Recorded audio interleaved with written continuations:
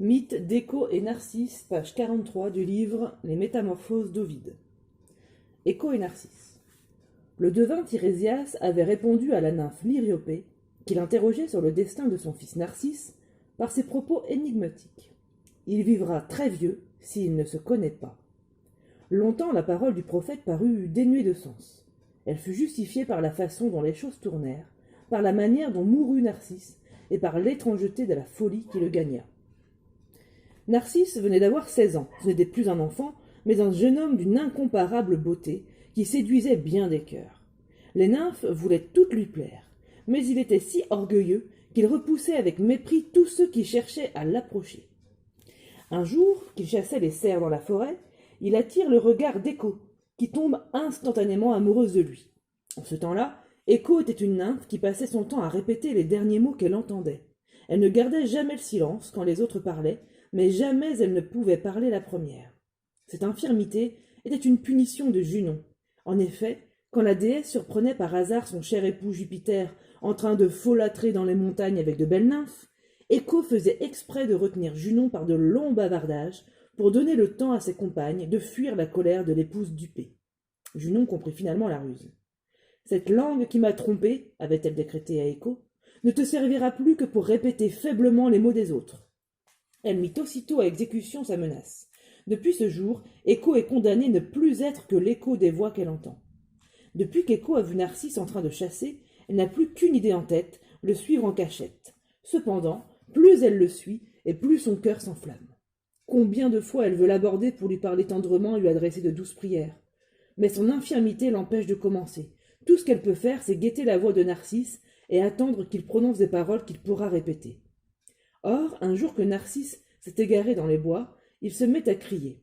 « N'y a-t-il personne dans ces bois avec moi ?» Écho répond. « Moi, moi !» Stupéfait, Narcisse regarde tout autour de lui et crie d'une voix forte. « Viens !» Écho répète. « Viens, viens !» Narcisse se retourne et comme il ne voit arriver personne, il reprend. « Pourquoi me fuis-tu » Les paroles qu'il a prononcées lui reviennent telles quelles. Il insiste et, trompé par cette voix qui répond à la sienne, il dit. « Viens ici, réunissons-nous !» Il n'y avait pas de mot qui pouvait faire plus plaisir à Écho. « Unissons-nous » répète-t-elle. Aussitôt, ravie de pouvoir enfin joindre l'acte à la parole, elle sort du taillis où elle s'était cachée et s'élance vers Narcisse pour lui jeter les bras autour du cou. Mais le jeune homme sursaute et s'enfuit en criant « Bas les pattes ! Plutôt mourir que de me laisser embrasser !»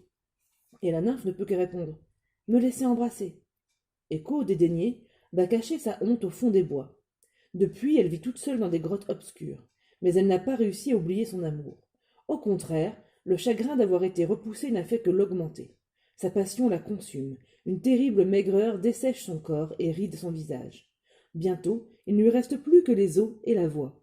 Alors, à ce qu'on dit, ses os ont fini par se changer en rochers. On ne voit plus Écho dans la montagne, mais sa voix répond toujours à la voix qui appelle. Ce n'est plus maintenant qu'un son qui vit encore en elle. Cependant, Narcisse continue à mépriser les autres nymphes qui habitent les bois ou les rivières, jusqu'au jour où l'une d'entre elles, élevant vers le ciel des mains suppliantes, s'écrie « Dieu Tout-Puissant, faites que cet orgueilleux aime à son tour, sans pouvoir être aimé en retour. » Némésis, la déesse qui veille à la justice, exauça sa juste prière. Il y avait une source limpide dont l'eau brillait de reflets argentés. Personne ne venait s'y désaltérer, ni les bergers, ni les troupeaux qui paissent sur les montagnes.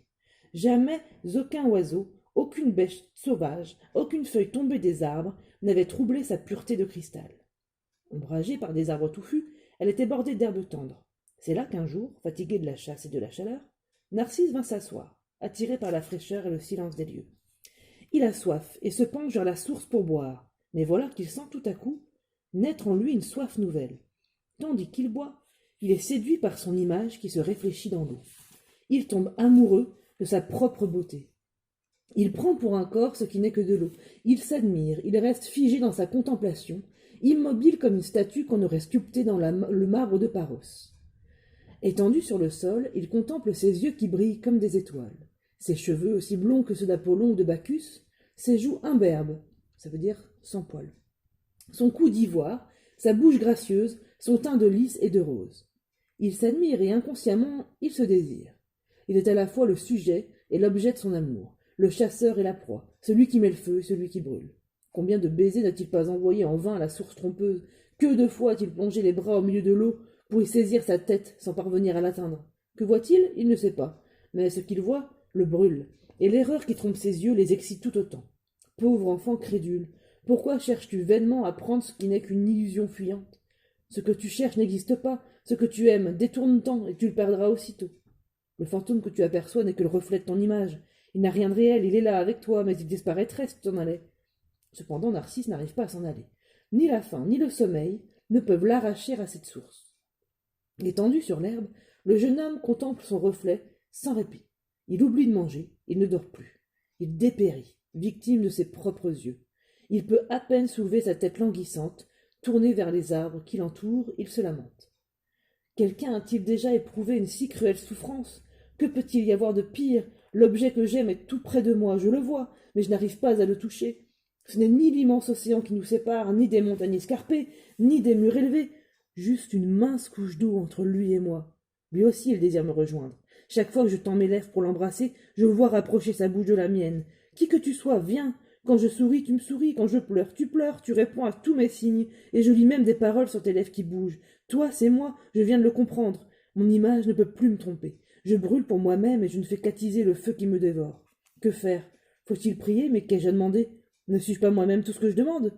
Ainsi, pour trop posséder, je ne possède rien. Comment cesser d'être moi-même? C'est de moi que je voudrais être séparé.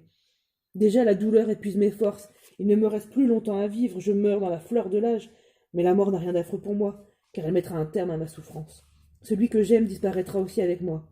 Unis dans un même corps, nous ne perdons qu'une seule vie.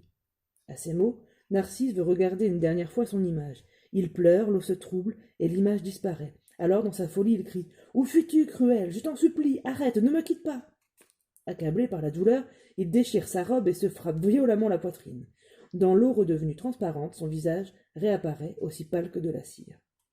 Son teint n'a plus l'éclat de la rose et du lys, son corps a perdu toutes ses forces. Il ne reste plus rien de cette image qu'il avait trop admirée, plus rien de cette beauté qu'avait trop aimée la malheureuse Écho. Quand la nymphe revoit Narcisse dans cet état, elle se met à le plaindre. Bien qu'elle n'ait pas oublié son mépris, chaque fois que le jeune homme s'écrie « Hélas !», la voix d'Écho répète « Hélas !». Chaque fois qu'il se frappe la poitrine, elle renvoie l'écho de ses coups. Enfin, quand Narcisse regarde son image dans l'eau une dernière fois et murmure en mourant « Adieu, toi que j'ai tant aimé en vain !» Écho reprend « Aimé en vain, en vain !»« Adieu, murmure-t-il. Adieu, répète-t-elle. La tête de Narcisse tombe sur l'herbe verte. La nuit de la mort envahit ses yeux victimes de sa beauté. Mais sa passion le poursuit jusqu'aux enfers. Il y cherche encore son image dans les eaux du Styx. Les naïades et les nymphes le pleurent. Elles gémissent et se coupent les cheveux en signe de deuil. Elles ont déjà préparé la cérémonie funèbre et le bûcher pour incinérer son corps. Mais Narcisse a disparu. À sa place, les nymphes ne trouvent qu'une fleur jaune, couleur de safran, dont le centre est entouré de pétales blancs. Livre 3.